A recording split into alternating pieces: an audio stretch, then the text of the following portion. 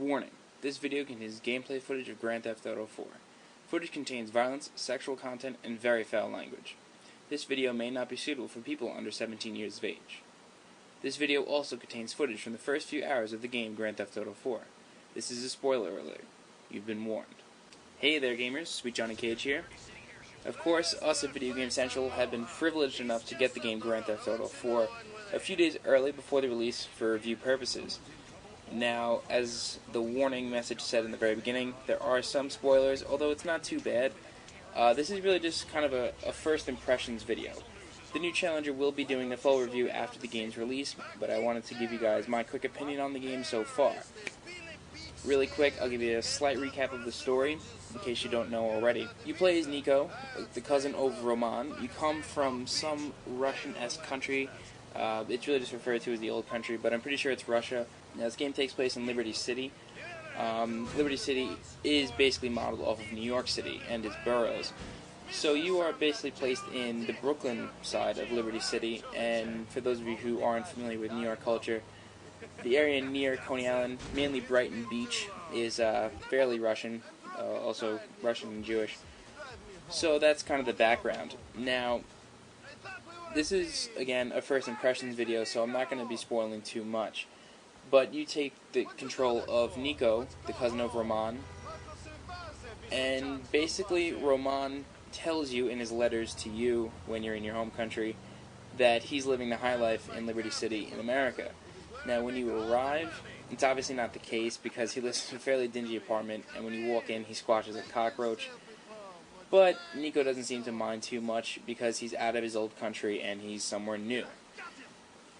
Now, it's not really hinted to at all, although you can kind of assume that Niko isn't a role model type character. He's obviously been in some pretty shady business.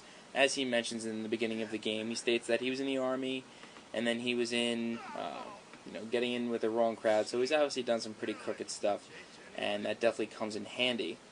One of your first missions is to help out your cousin Roman, because he has quite the habit of not paying back his loan sharks. They come after him quite a few times, and you beat up a few, and you actually wind up killing one.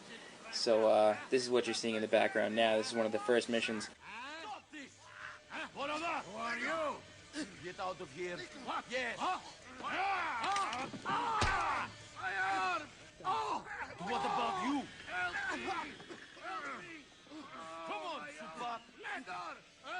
Get out of here now. And if you come back, I'll kill you. You understand? You forgot this, you Albanian pricks? Now, the game is very nice. Again, this is the Xbox 360 version. The PS3 version isn't too much different. The Xbox 360 version has actually kind of been promised some more downloadable content, including some rumored other cities. So you might see something like Vice City or San Andreas modeled into this, century, because those two obviously took place in 1980, the 80s, and the early 90s, respectively. So we might see something like that. You might have to fly the plane over to California or down to Florida. The graphics are very nice, although on the Xbox 360 I have noticed some frame rate issues, as well as, just kind of modeling glitches, such as my head going through a wall a few times, just kind of, glitching through it, although, I wasn't falling through the earth or anything, so that's good. It's good not to have that, so that's always nice. The PlayStation version does have slightly enhanced graphics, there's a lot less glitching in it, but, this is just for the Xbox right now. So the graphics are nice, the cars are great, I really like the radio. I've always been a fan of the radio, and of course they have an electronica station, which I've been listening to since I started playing the game. I don't listen to anything else. Sometimes I listen to the talk radio, because it's a lot of fun. It's funny to just listen to these guys just rant. Now, controlling the car has always been kind of shoddy, but, and it hasn't really improved too much. I mean, I've wrecked a few cars, had to start a few missions over again, which really isn't that hard, and it's not too difficult. But it just kind of gets a little annoying. But in a game like this, that's minuscule compared to what you're actually doing. We've gotten a lot of questions as to whether or not the customization will be coming back as per San Andreas. In San Andreas, you're able to fully customize your character, working out, eating right, clothing, everything. So far, all I've noticed is clothing. You can actually go to a clothing store anywhere in the city and buy new clothes, of course, with your money. And they're actually added to your wardrobe in your safe house, which is, again, in Brooklyn, or the Brooklyn side of Liberty City. So far, I'm really satisfied with this. You know, it's basically what I expected it to be. Although I haven't explored Liberty City to its fullest, I've definitely gone around quite a bit. And let me just tell you guys, it's pretty accurate to New York. You know, New Yorkers will definitely appreciate this. I definitely appreciate this because I am a New Yorker. And the funny accents that you're going to be hearing are actually exaggerations. Your cousin Roman is a taxi driver, so very often you find yourself going back to the taxi depot. And when you're there for the first few times, you meet up with the secretary. Now, the secretary has a very, over-exaggerated Brooklyn accent.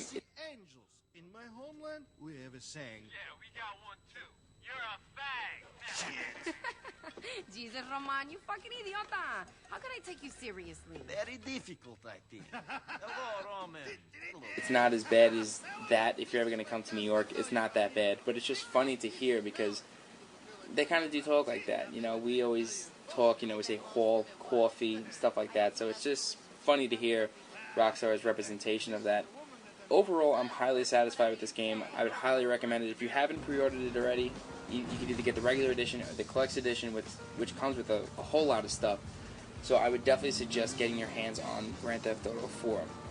If you haven't already, I would definitely pre-order it. You could do so by checking to the right of this video for a link to VideoGameCentral.com. You can pre-order it there, or if it's after release, you could order it. Although we can't really guarantee that we're gonna have copies after the release date, only because this is probably one of the most highly anticipated games for the Xbox 360 or the PlayStation 3. Thanks for watching my first impression of Grand Theft Auto 4. I'm Sweet Johnny Cage. Our full review will be coming up within the next week and a half or so from the new Challenger, so please stay tuned to that. Again, I'm Sweet Johnny Cage. Thanks for watching.